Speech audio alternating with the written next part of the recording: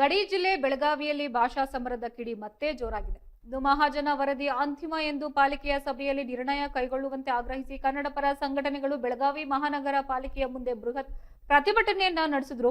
BJP ಮತ್ತು ಕಾಂಗ್ರೆಸ್ನ ಪಾಲಿಕೆ ಸದಸ್ಯರು ಮರಾಠಿಗರ ಮತ ಬ್ಯಾಂಕ್ಗೆ ಹೆದರಿ ಕನ್ನಡ ಪರ ನಿಲುವು ತೆಗೆದುಕೊಳ್ಳಲು ಹಿಂದೇಟು ಹಾಕ್ತಾ ಇದ್ದಾರೆ ಎಂದು ಹೋರಾಟಗಾರರು ಈ ಸಂದರ್ಭದಲ್ಲಿ ತೀವ್ರ ಆಕ್ರೋಶವನ್ನ ವ್ಯಕ್ತಪಡಿಸಿದರು.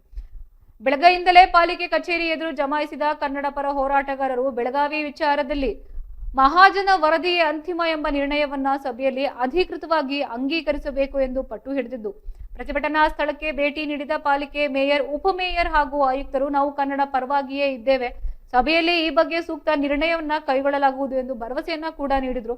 ಆದರೆ ಸಂಜೆಯವರೆಗೂ ಸಭೆಯಲ್ಲಿ ಯಾವುದೇ ಖಡಕ್ ನಿರ್ಧಾರ ಹೊರಬೀಳದ ಕಾರಣ ಹೋರಾಟಗಾರರು ಆಕ್ರೋಶಗೊಂಡರು. ಇನ್ನು ವರುಣನ ಆರ್ಭಟದ ನಡುವೆಯೂ ಕನ್ನಡ ಪರ ಸಂಘಟನೆಗಳ ಕಾರ್ಯಕರ್ತರು ಮಳೆಯಲ್ಲಿ ನೆನೆತಲೇ ಪಾಲಿಕೆಯ ವಿರುದ್ಧ ಘೋಷಣೆಗಳನ್ನ ಕೂಗಿದ್ರು. ಮೇಯರ್ ಮತ್ತು ಉಪಮೇಯರ್ ಮರಾಠಿಗರ ಓಲೈಕೆಯಲ್ಲಿ ನಿರತರಾಗಿದ್ರು ಎಂದು ಕಿಡಿಕಾರಿದರು.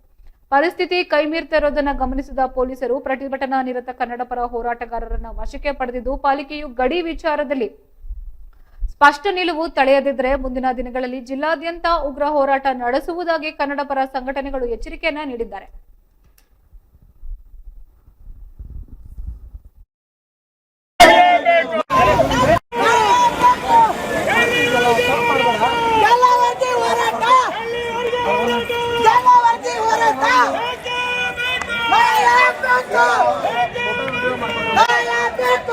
ಕೊಡ್ತೇವಿ, ಜೀವವನ್ನು ಕೊಡ್ತೇವಿ, ಬೆಳಗಾವಿ ಕರ್ನಾಟಕದ ವಿಭಾಜ್ಯ ಅಂಗ ಆಗಲೇಬೇಕು.